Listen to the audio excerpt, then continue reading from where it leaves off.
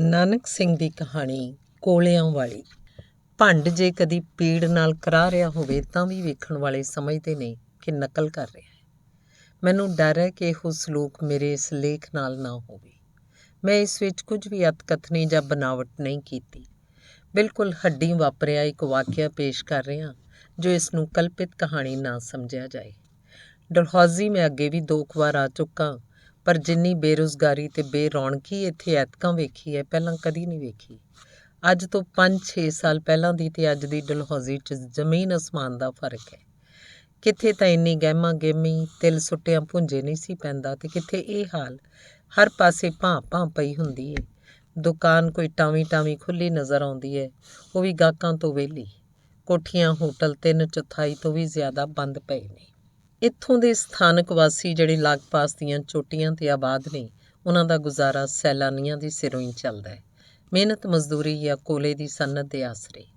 ਮਰਦ ਸੀਜ਼ਨ ਦੇ ਦਿਨੀਂ ਲੋਕਾਂ ਦਾ ਭਾਰ ਢੋਂਦੇ ਜਾਂ ਕੋਠੀਆਂ ਹੋਟਲਾਂ 'ਚ ਰਹਿੰਦੇ ਲੋਕਾਂ ਦੀ ਚਾਕਰੀ ਕਰਦੇ ਨੇ ਤੇ ਉਹਨਾਂ ਦੀਆਂ ਧੀਆਂ ਸੁਆਣੀਆਂ ਕੋਲੇ ਵੇਚ ਕੇ ਸਿਆਲ ਦੇ ਤੋਸੇ ਲਈ ਉੱਦਮ ਕਰਦੀਆਂ ਨੇ। ਉਹ ਲੋਕ ਸਾਰਾ ਸਿਆਲ ਜੰਗਲਾਂ 'ਚੋਂ ਲੱਕੜਾਂ ਇਕੱਠੀਆਂ ਕਰਕੇ ਉਹਨਾਂ ਨੂੰ ਬਾਲ ਕੇ ਕੋਲੇ ਇਕੱਠੇ ਕਰਦੇ ਰਹਿੰਦੇ ਨੇ ਤੇ ਜਦੋਂ ਸੀਜ਼ਨ ਆਰੰਭ ਹੁੰਦਾ ਜਨਾਨੀਆਂ ਪਿੱਠੂਆਂ 'ਚ ਭਰ ਕੇ ਇੱਥੇ ਆ ਕੇ ਵੇਚਦੀਆਂ ਨੇ। ਪਰ ਇਸ ਮੰਦਵਾੜੇ 'ਚ ਜਦ ਕਿ ਕੋਲਿਆਂ ਦੀ ਕੋਈ ਖਰੀਦਦਾਰ ਹੀ ਨਜ਼ਰੀ ਨਹੀਂ ਆਉਂਦਾ, ਇਹਨਾਂ ਲੋਕਾਂ ਦੀ ਦੁਰਦਸ਼ਾ ਦਾ ਅੰਦਾਜ਼ਾ ਲਾਉਣਾ ਮੁਸ਼ਕਿਲ ਨਹੀਂ। ਵਿਚਾਰੇ ਕਰਨ ਵੀ ਕੀ ਕੋਈ ਮੰਨ ਸਕੇਗਾ ਕਿ ਅੱਜ ਦੇ ਮਹਿੰਗਾਈ ਦੇ ਸਮੇਂ ਡਲਹੌਜ਼ੀ 'ਚ ਲੱਕੜ ਦਾ ਕੋਲਾ 3 ਰੁਪਏ ਮਣ ਵਿਕ ਰਿਹਾ ਤੇ ਗਾਹਕ ਫਿਰ ਵੀ ਕੋਈ ਨਹੀਂ। ਪਿਛਲੇ ਦਿਨਾਂ ਤੋਂ ਮੇਰਾ ਕਮਰਾ ਐਸੀ ਥਾਂ 'ਤੇ ਹੈ ਜਿਹਦੀ ਬਾਰੀ ਸੜਕ ਵੱਲ ਖੁੱਲ੍ਹਦੀ ਹੈ। ਮੈਂ ਵੇਖਦਾ ਰਹਿੰਦਾ ਸਾਰਾ ਦਿਨ ਇਸ ਸੜਕ ਉੱਤੇ ਕੋਲਿਆਂ ਵਾਲੀਆਂ ਦੀ ਲਾਮ ਡੋਰ ਵੱਜੀ ਰਹਿੰਦੀ ਹੈ। ਕਦੀ ਜਦ ਮੈਂ ਕਲਮ ਹੱਥੋਂ ਰੱਖ ਕੇ ਥਕਾਨ ਦੂਰ ਕਰਨ ਲਈ ਬਾਰੀ 'ਚੋਂ ਝਾਤੀ ਮਾਰਦਾ, ਮੇਰਾ ਬਹੁਤਾ ਖਿਆਲ ਇਹਨਾਂ ਕੋਲਿਆਂ ਵਾਲੀਆਂ ਵੱਲ ਹੀ ਖਿੱਚਿਆ ਜਾਂਦਾ ਹੈ ਜਿਹੜੀਆਂ ਦਿਨ ਚੜ੍ਹਦੇ ਤੋਂ ਲੈ ਕੇ ਆਥਣ ਤੀਕ ਪਿੱਠ 'ਤੇ ਕੋਲਿਆਂ ਦੇ ਭਰੇ ਪਿੱਠੂ ਲੱਦੀ ਕਤਾਰਾਂ ਦੀਆਂ ਕਤਾਰਾਂ ਸੜਕਾਂ 'ਤੇ ਘੁੰਮਦੀਆਂ ਫਿਰਦੀਆਂ ਨੇ। ਅੱਜ ਦਾ ਇੱਕ ਛੋਟਾ ਜਿਹਾ ਵਾਕਿਆ ਬਿਆਨ ਕਰਦਾ। ਮੈਂ ਪੋਸਟ ਆਫਿਸ ਸਕੁਏਅਰ ਲਾਗੇ ਇੱਕ ਹੋਟਲ 'ਚ ਠਹਿਰਿਆ ਹੋਇਆ। ਅੱਜ ਜੂਨ ਦੀ 14 ਤਰੀਕ ਹੈ ਤੇ ਦੁਪਹਿਰ ਦੇ 3-3:30 ਦਾ ਵਕਤ ਹੈ ਜਦ ਮੈਂ ਨਾਵਲ ਲਿਖਣ ਦਾ ਕੰਮ ਵਿੱਚੇ ਛੱਡ ਕੇ ਸਤਰਾਂ ਲਿਖਣ ਲਈ ਪ੍ਰੇਰਿਆ ਗਿਆ। ਰੋਜ਼ ਵਾਂਗ ਸਵੇਰੇ 5 ਵਜੇ ਉੱਠ ਕੇ ਮੈਂ ਪਹਿਲਾਂ ਸੈਰ ਲਈ ਨਿਕਲਿਆ। 6 ਵਜੇ ਨਿੱਤ ਕਿਰਿਆ ਤੋਂ ਵਿਹਲਾ ਹੋ ਕੇ ਇਸ਼ਨਾਨ ਪਾਣੀ ਕੀਤਾ, ਫਿਰ ਨਾਸ਼ਤਾ ਕਰਕੇ 8 ਵਜੇ ਲਿਖਣ ਬੈਠ ਗਿਆ। 8 ਤੋਂ 12 ਤੱਕ ਸਵੇਰੇ ਤੇ 2 ਤੋਂ 6 ਵਜੇ ਤੱਕ ਸ਼ਾਮੀ ਮੈਂ ਲਿਖਣ ਦਾ ਪ੍ਰੋਗਰਾਮ ਬਣਾਇਆ ਹੋਇਆ ਹੈ। ਕਮਰੇ ਦਾ ਬੂਹਾ ਕਈਆਂ ਦਿਨਾਂ ਤੋਂ ਬੰਦ ਰੱਖਦਾ ਕਿਉਂਕਿ ਮੇਰੇ ਨਾਲ ਦੇ ਕਮਰੇ 'ਚ ਇੱਕ ਦਿੱਲੀ ਵਾਲੇ ਸੇਠ ਦਾ ਟੱਬਰ ਆ ਟਿਕਿਆ ਜਿਹਦਾ ਚਿੰਗਰ ਬੋਟ ਕਾਫੀ ਹੈ ਤੇ ਬੱਚਿਆਂ ਦੇ ਰੌਲੇ ਰੱਪੇ ਤੋਂ ਬਚਣ ਲਈ ਮੈਨੂੰ ਬੂਹਾ ਬੰਦ ਰੱਖਣਾ ਪੈਂਦਾ ਹੈ। ਪਰ ਇਸ 'ਚ ਮੈਨੂੰ ਅੜਚਨ ਕੋਈ ਨਹੀਂ। ਬਾਰੀ ਖੋਲ੍ਹਣ ਕਰਕੇ ਚਾਨਣ ਕਾਫੀ ਹੁੰਦਾ ਹੈ, ਜਿਹੜੀ ਮੇਰੇ ਮੰਜੇ ਦੇ ਨਾਲ ਕਰਕੇ ਹੈ ਤੇ ਬਾਰੀ ਥਾਣੀ ਸਾਹਮਣੇ ਬਰਫਾਨੀ ਪਹਾੜ ਦਾ ਦ੍ਰਿਸ਼ ਵੀ ਬੜਾ ਲੁਭਾਣਾ ਦਿਸਦਾ ਹੈ। ਮੈਂ ਮੂੰਹ ਧਿਆਨ ਲਿਖਦਾ ਜਾ ਰਿਹਾ ਸਾਂ ਕਿ ਅਚਾਨਕ ਮੇਰੀ ਬਾਰੀ ਥਾਣੀ ਇੱਕ ਸਿਰ ਅੰਦਰ ਝਾਕਿਆ ਤੇ ਸੁਰੀਲੀ ਜਿਹੀ ਆਵਾਜ਼ ਸੁਣਾਈ ਦਿੱਤੀ, ਸਰਦਾਰ ਜੀ ਕੋਲਾ ਲਓਗੇ? ਸੁੱਚਾ ਕੋਲਾ, ਬੜਾ ਵਧੀਆ। ਲਿਖਦਿਆਂ ਮੈਨੂੰ ਕੋਈ ਬੁਲਾਵੇ ਤਾਂ ਬੜੀ ਖਿਝ ਆਇਆ ਕਰਦੀ ਹੈ, ਪਰ ਜਿਸ ਚਿਹਰੇ ਨੇ ਗੱਲ ਆਖੀ ਉਸ ਉੱਤੇ ਨਜ਼ਰ ਪੈਂਦਿਆਂ ਹੀ ਨਾ ਕੇਵਲ ਮੈਨੂੰ ਗੁੱਸਾ ਨਾ ਚੜ੍ਹਿਆ, ਸਗੋਂ ਦਿਲ 'ਤੇ ਇੱਕ ਮਿੱਠਾ ਜਿਹਾ ਅਸਰ ਛਾ ਗਿਆ। ਏਡੀ ਸੋਹਣੀ ਤੇ ਨਾਜ਼ੁਕ ਪਹਾੜਨ ਕੁੜੀ ਕਦੀ ਮੈਂ ਘੱਟ ਵੱਧ ਹੀ ਵੇਖੀ ਹੋਏਗੀ। ਇੱਕ ਪਹਾੜਨ ਮੁਟਿਆਰ ਸੀ, ਗੋਰੇ ਨਿੱਛੋ ਚਿਹਰੇ 'ਤੇ 2 ਵੱਡੀਆਂ ਅੱਖਾਂ ਉਹ ਲਿਸ਼ਕ ਰਹੀਆਂ ਸਨ ਜਿੱਕਣ ਕਮਲ ਉੱਤੇ ਕਿਸੇ ਨੇ 2 ਸੁੱਚੇ ਮੋਤੀ ਛੋਪਲੇ ਹੀ ਟਿਕਾ ਦਿੱਤੇ ਹੋਣ। ਏਡੀ ਸਵੱਛ ਤੇ ਭੋਲੀ ਚਮਕ ਮੈਂ ਕਿਸੇ ਪੰਜਾਬੀ ਕੁੜੀ ਦੀਆਂ ਅੱਖਾਂ 'ਚ ਸ਼ਾਇਦ ਕਦੀ ਨਹੀਂ ਵੇਖੀ।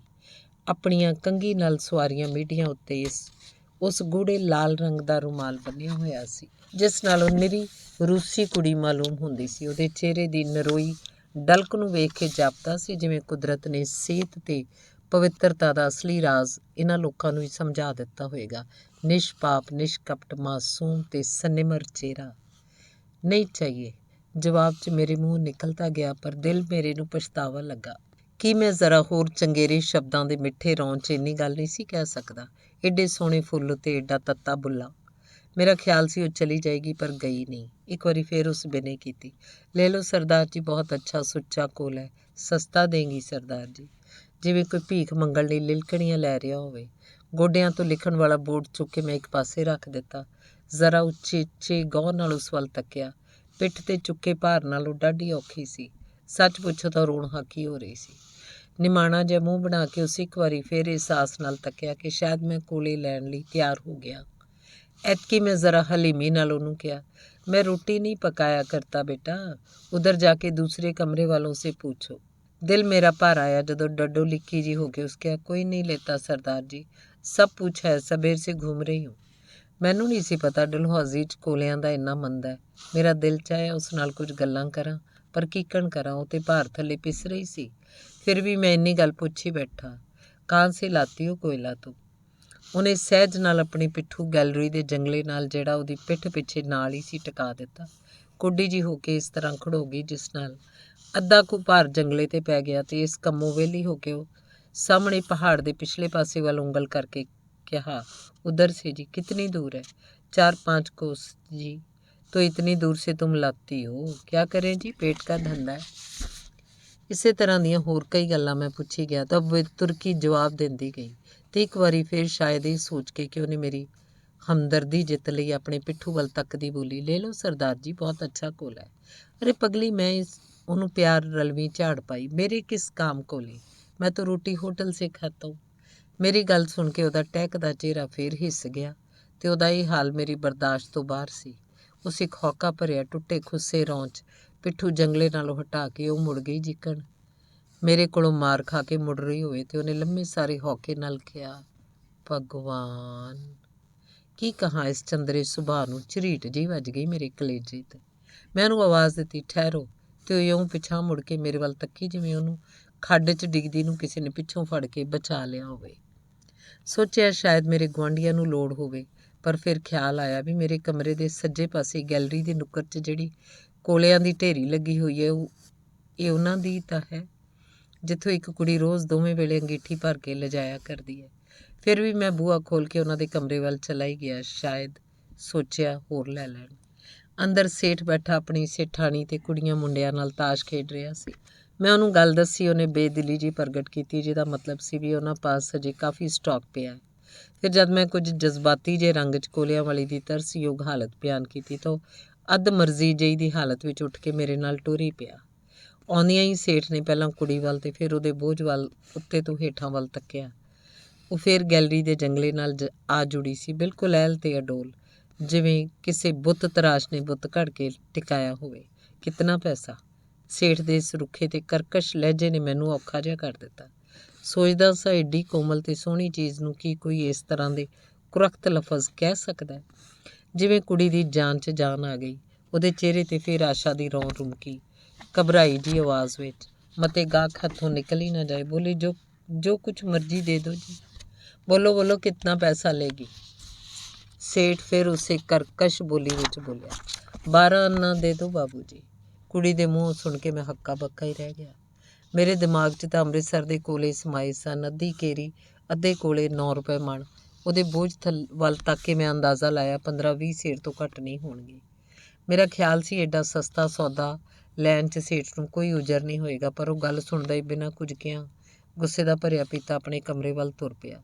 ਕੁੜੀ ਦੇ ਚਿਹਰੇ ਦੀ ਟੁਕੜੀ ਉੱਤੇ ਜਿਹੜੀ ਆਸ ਦੀ ਮਾੜੀ ਜੀ ਝਲਕ ਆਈ ਸੀ ਫਿਰ ਛਾਈ ਮਾਈ ਹੋ ਗਈ ਤੇ ਉਹਨੇ ਘਬਰਾ ਕੇ ਆਵਾਜ਼ਾਂ ਦੇਣੀਆਂ ਸ਼ੁਰੂ ਕੀਤੀਆਂ, ਅੱਛਾ ਤੁਮ ਕਿਆ ਦੋਗੇ ਬਾਊ ਜੀ? ਦੇਖੋ, ਬਾਤ ਸੁਣੋ ਬਾਊ ਜੀ, ਕਮ ਦੇ ਦੋ, ਬੋਲੋ ਤੁਮ ਕਿਆ ਦੋਗੇ?